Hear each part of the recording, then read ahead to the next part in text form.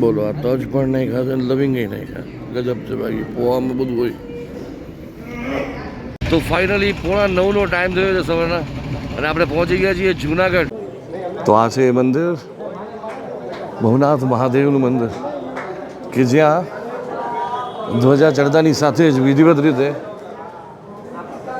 મહાશિવરાત્રિના મેળાનો પ્રારંભ થાય છે. આવો દાદાના દર્શન કરીએ.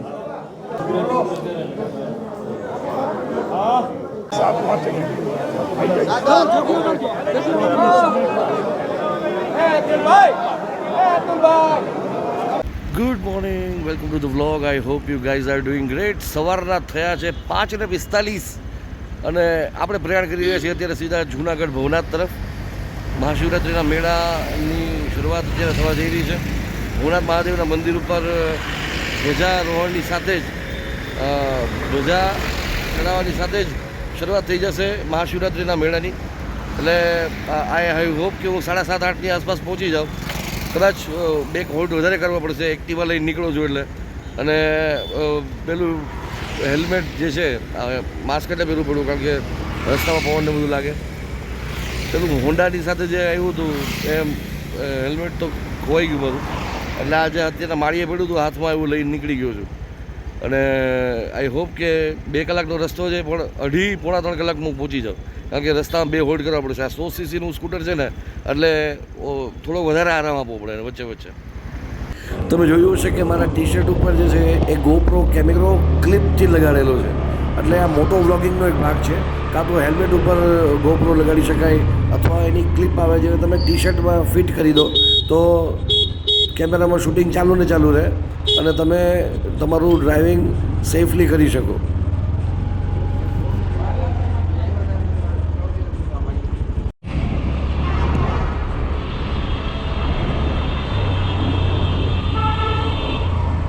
ચાલો, ગોંડલ રોડ ચોકડી વધી ગયા.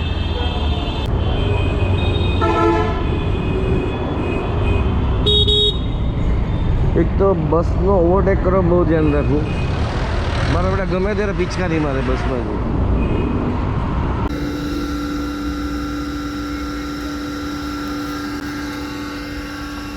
6:30 વાગ્યાનો નીકળ્યો તો ઘરેથી, અત્યારે 7:15 વાગ્યા છે અને હજુ ગોંડલ પહોંચ્યા છે.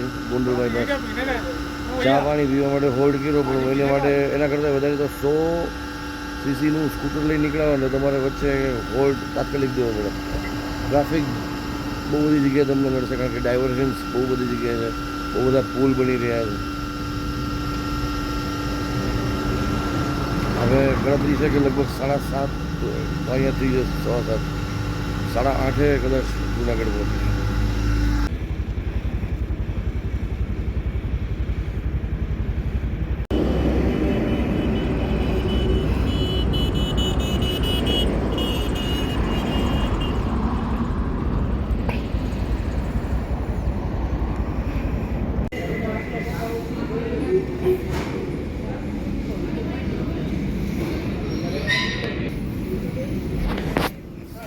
એકચ્યુઅલી વીરપુર સાઈડથી નીકળો એટલે એક હોલ્ડ અહીંયા હોય એક રીઝન છે, અને આમાં આજ તો પાછા 2 હોલ્ડ કરવાના હતા. આઈ હોપ કે હવે 1 કલાકની અંદર જુનાગઢ પહોંચી જઈએ તો સીધા ભવનાથ તળેટીએ જે ધ્વજારોહણ થશે એ આપણે કવર કરી શકીએ.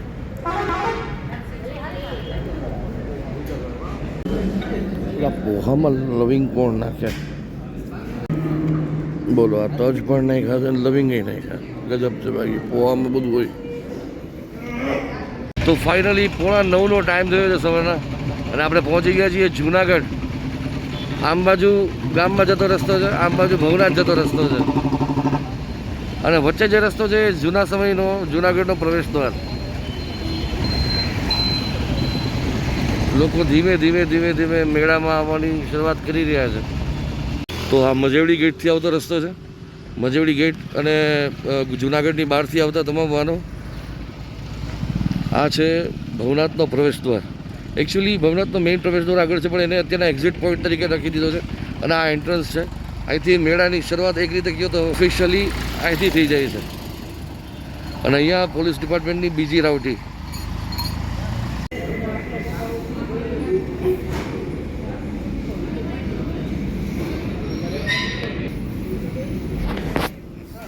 એકચ્યુઅલી વીરપુર સાઈડથી નીકળો એટલે એક હોલ્ટ અહીંયા હોય એક રીઝન છે અને આમાં આજ તો પાછા 2 હોલ્ટ કરવાના હતા.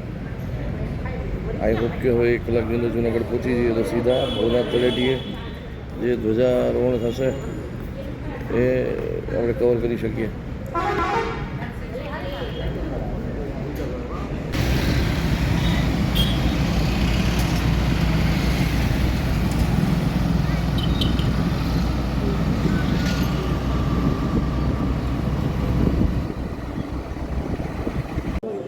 તો આ છે મંદિર, ભવનાથ મહાદેવનું મંદિર કે જ્યાં ધ્વજા ચડતાની સાથે જ વિધિવત રીતે મહાશિવરાત્રિના મેળાનો પ્રારંભ થાય છે. આવો દાદાના દર્શન કરીએ.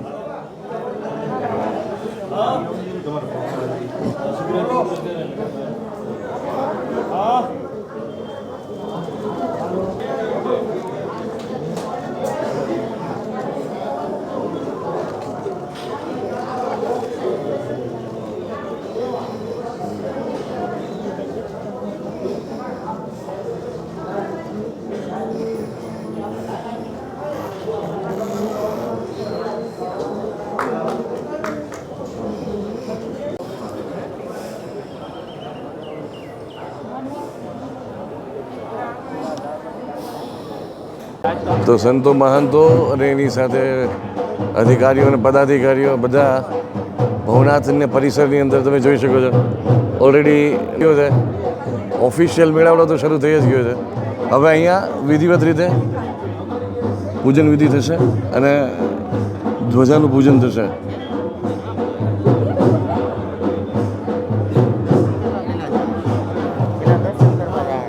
આ શું છે માથે?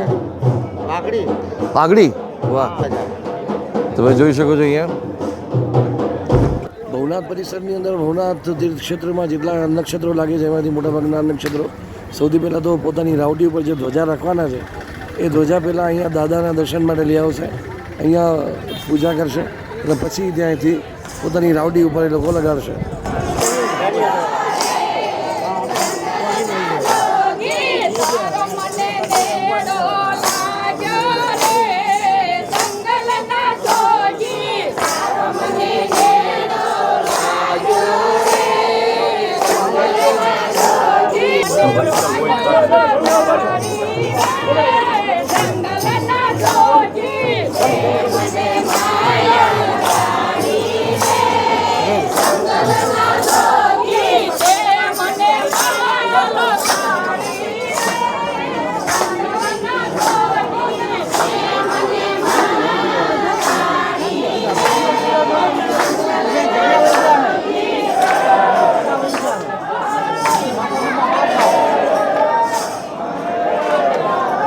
હું કહું એમ કરો તમે.